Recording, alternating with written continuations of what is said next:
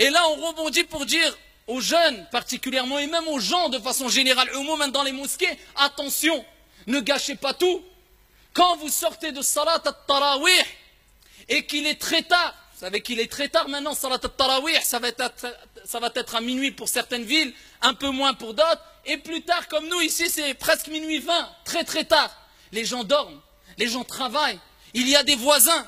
Et le prophète a dit à 3 reprises, comme vous connaissez toutes et tous le hadith par cœur, rapporté par Muslim, Wallahi la yu'min, Wallahi la yu'min, Wallahi la yu'min. À 3 reprises, le prophète jure. Il jure, le prophète, à 3 reprises. Il n'est pas croyant. Il n'est pas croyant. Il n'est pas croyant. Qui c'est cette personne? Jusqu'à ce que tu jures à 3 reprises. Celui qui ne préserve pas son voisin de son propre mal. Du bruit, des insultes, le fait de mal se garer, eh bien sache que le prophète a dit à 3 reprises, il n'est pas, c'est-à-dire il n'a pas complété sa foi, il a un khalal, une déficience grave dans sa foi. Bien qu'il puisse prier toute la nuit, jeûner toute la journée, faire des invocations, lire le Coran, eh bien ça reste quelqu'un qui a une déficience grave dans sa foi.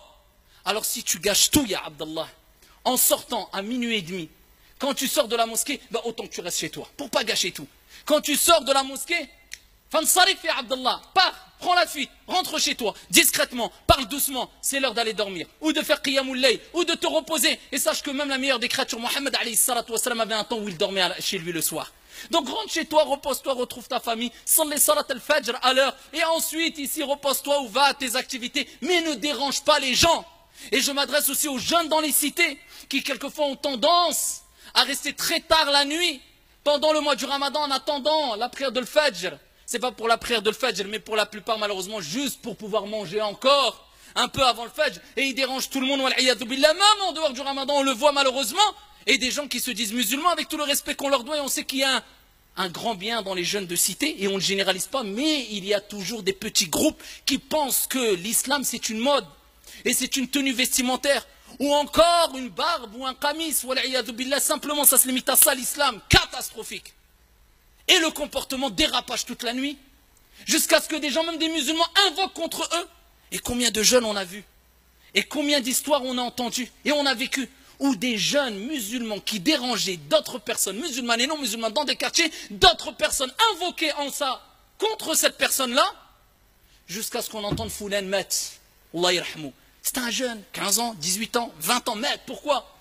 Et parmi les invocations qui ne sont pas rejetées, da'watul mazloum, celui qui est opprimé, tu lui fais une injustice, tu lui prives de son droit, tu le prives de dormir, de se reposer. Et maintenant on respecte que très peu les parents, je parle des jeunes dans les cités, et on pense que la religion c'est simplement une étiquette. On est loin de cette relation spirituelle qu'avaient les compagnons avec leur Seigneur. L'islam c'est husnul khuluq. Tu n'as pas husnul khuluq, tu n'as que très peu de l'islam. C'est le bon comportement. Tu dégages pas le bon comportement, te trompe pas ya Abdallah, tu n'as que très peu de l'islam.